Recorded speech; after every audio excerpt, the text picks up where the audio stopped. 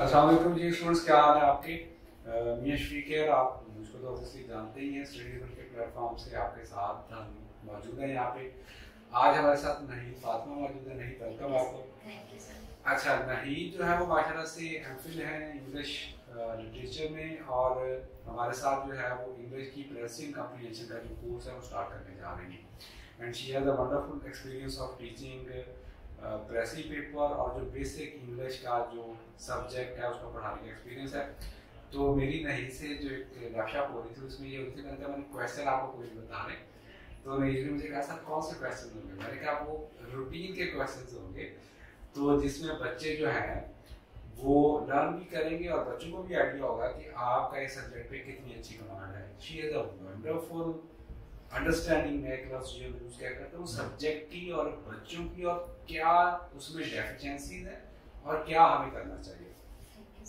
अच्छा, अब नहीं का सबसे पहला नहीं मुझे एक ये बताएं, हमारे यहाँ एक परसेप्शन और एक फियर पाया जाता है कि जी ऐसे में तो 40 नंबर ही आने, ठीक है, और हम प्रेसी में भी ये समझते हैं कि जी आप बस इसको पास कर लो।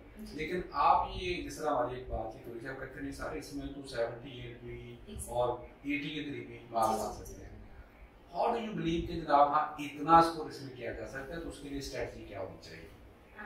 सर बात ये असल में कि हम जितने भी टॉपर्स हैं और पास पेपर है, अगर उनके एनालिसिस को चेक करें पीछे, हम मतलब पीछे 5 साल के या 10 साल के लिए, तो हर टॉपर की जो स्ट्रेटजी होती है ना उसने टारगेट स्टडी की होती है।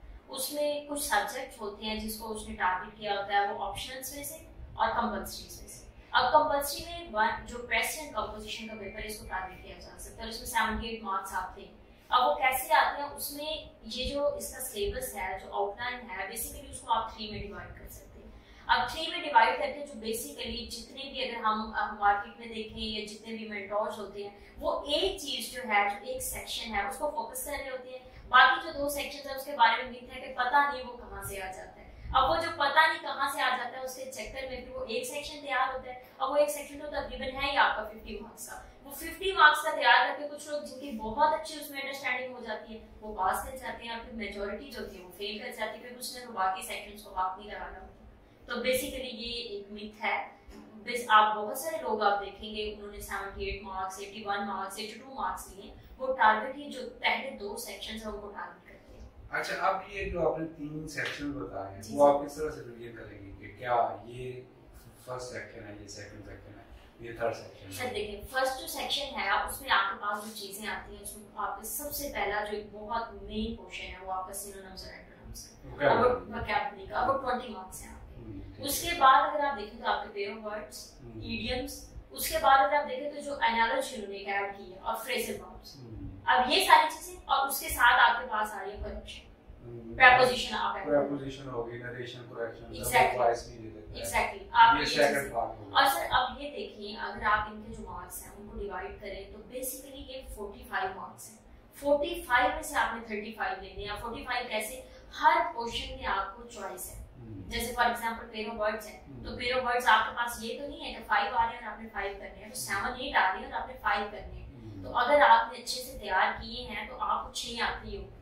बिल्कुल, और वो आपके पेट मार्क्स हैं। एग्जैक्टली। उसके बाद सिनोनिम्स एंटोनिम्स अगर आपने तैयार किए हैं, अब इसके बारे में मिथ है 2021 का जो पेपर है उसको निकाल के अगर आप बाकी जितने भी पेपर्स हैं उनको चेक कर लें तो ये सिनोनिम्स एंटोनिम्स कहीं भी आसमान से नहीं आए हुए। ये सिनोनिम्स एंटोनिम्स जीआरए के वर्ड लिस्ट से आए थे।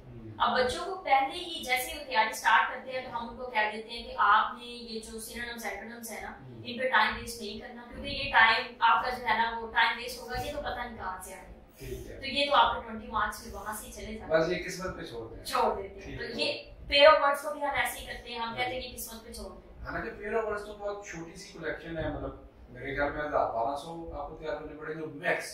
सर मैक्सिमम मेरे ख्याल में 7 to 800।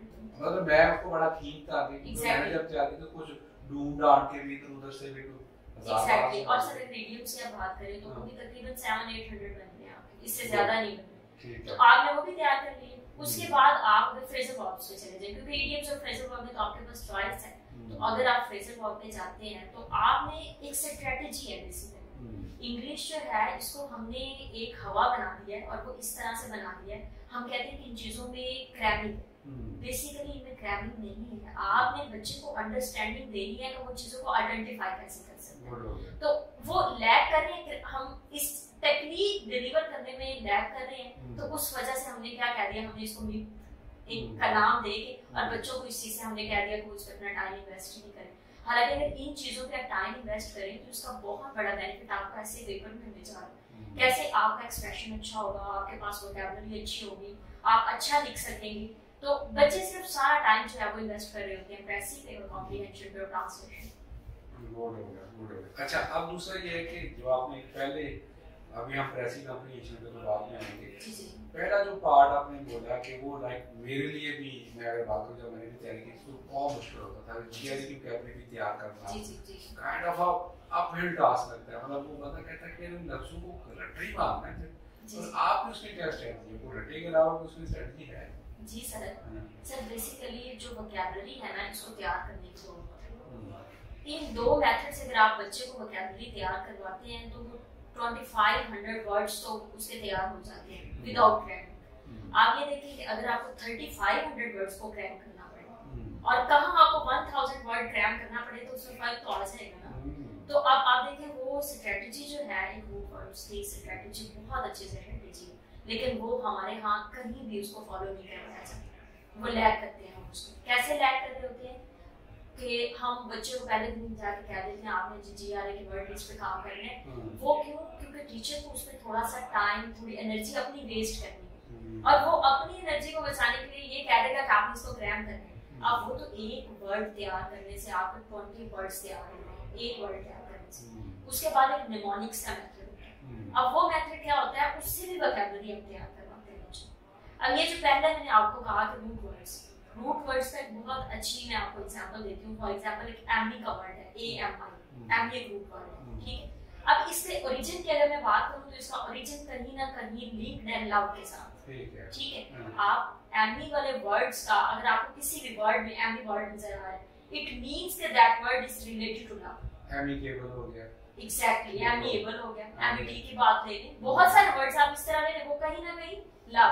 और अगर हम इनके फ्रेंडली रिलेशंस की बात करते हैं तो वो लव ही है सारा। मतलब ये पॉजिटिव साइड की और उस साइड की एग्जैक्टली। जैसे फिर हम जब कहीं पे भी लफ्ज ए इस्तेमाल होता है कि मैं अकेला, तो वो उसको नफी कर देते हैं, जैसे ए मॉरल। एग्जैक्टली, इनका इस तरह हम यूज करते हैं। हम कहते हैं कि इन आया है तो इन का मतलब है आपने ऑपोजिट। फॉर एग्जांपल आप इनक्रेडिबल और क्रेडिबल, तो इस तरह के कुछ टेक्निक्स हैं जो आपने बच्चे को सिखानी है। ये तकरीबन रूट वर्ड्स जो हैं ये ज्यादा भी नहीं है, ये कोई 300 हो जाएंगे, 400 हो जाएंगे, और ये 300-400 तैयार करके आपके तकरीबन 2500 वर्ड्स तैयार हो गए होते हैं। उसके बाद कुछ वर्ड्स होते हैं जिनके लिए मैं वर्ड यूज करती हूँ ट्रीट, वो नहीं होते इसमें, उसके लिए हम निमोनिक्स का मेथड यूज करते हैं। अब उस मेथड में क्या होता है, जैसे फॉर एग्जांपल फैलो के वर्ड FALLO, अब इसके अगर हम सिनोनिम्स की बात लें तो बंजर की, अब खाली जमीन के लिए इस्तेमाल होता है। एग्जैक्टली, एग्रीकल्चर में ये लफ्ज बड़ा यूज होता है, फैलो लैंड। एग्जैक्टली, तो ये जो फैलो लैंड है, अगर इसके लिए हम तैयार करवाएं बच्चे को, तो हम कहते हैं उसको तोड़ दें। पहला उसका वर्ड देखे फल और लो, मतलब ये क्या हुआ, मतलब कोई ना कोई आप उसको जो है वो फिर रिलेट कर देते हैं, टेक्निक कोई ना कोई उस वर्ड में यूज हो रही है। असल कुछ लफ्ज जारी बात कुछ इस तरह के भी होते हैं कि जो एक खास टिपिकल जार्गन होता है, किसी एक खास डिसिप्लिन या सब्जेक्ट से रिलेटेड होता है। जैसे मैडम ने भी फॉर्म फैलो होता तो उनको आइडिया नहीं होता, तो आप तो ये रूटीन में वर्ड आते हैं ड्यूरिंग अपने कोर्स यूज किया करते हैं।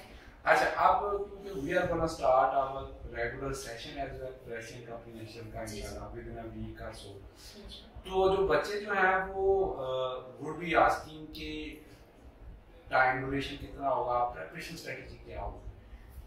सर बेसिकली जो एक मेरा वे ऑफ टीचिंग है, या जो मतलब मैं समझती हूँ कि अगर आपने इसमें 78 मार्क्स लेंगे तो 80+ मार्क्स इसमें आपने स्कोर करने हैं, 80+ एग्जैक्टली, तो टाइम रिक्वायरमेंट इसकी डिमांड है। अब ये जो 1 मंथ सेशन चल रहा होता है वो बेसिकली अगर देखा जाए तो वो इस सब्जेक्ट को कवर नहीं कर रहा। क्यों नहीं कवर कर रहा?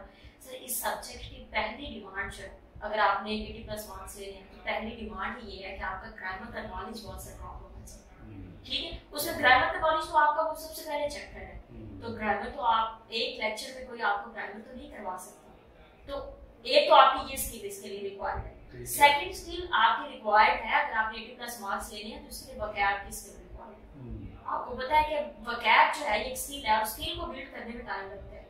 उसके बाद अगर हम बात करें तो इसकी जो थर्ड स्किल है वो ये है कि आपकी कंपोजिशन की स्किल होनी चाहिए, चीजों को कॉम्प्रीहेंड करने की स्किल होनी चाहिए। तो स्किल को डेवलप करने में थोड़ा टाइम लगता है। उसके बाद लास्ट पे अगर हम बात करें तो आपका एक फ्लॉलेस राइटिंग एक्सप्रेशन होना चाहिए।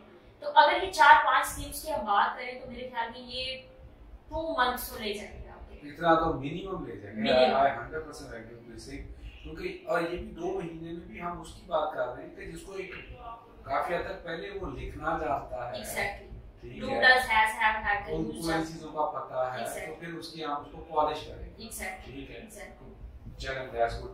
अच्छा, आपने मेरा एक क्वेश्चन ये होता है अक्सर टीचर्स के साथ कि मैंने अपनी तरफ से कोशिश की कुछ चुपते सवाल, कुछ ऐसे सवाल करने की। If you want to add something, क्या आपको लगता है कि सर को ये सवाल पूछना चाहिए था, ये बच्चों के लिए बड़ी बड़ी चीज हो सकती है? जी सर, इसमें ना एक चीज तो ये है कि जैसे बच्चे जो है ना उनको ना एक चीज में बहुत मार्केट में अगर आप जाके देखें और बाकी चीजों में 2-3 चीजें हैं जिनमें बहुत कंफ्यूजन है।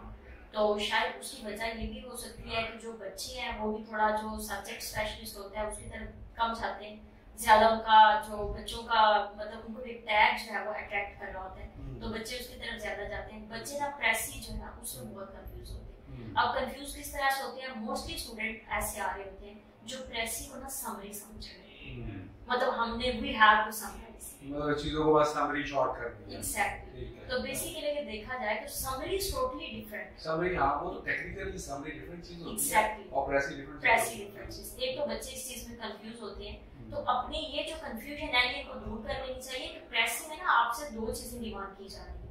एक तो ये कि आपने कॉम्प्रिहेंड करना है उसको, दूसरी ये है कि जितने भी पॉसिबल वर्ड्स को आप चेंज कर सकते हैं आपने चेंज करना है अपने ओन वर्ड्स के अंदर उसको लिखना है। एग्जैक्टली।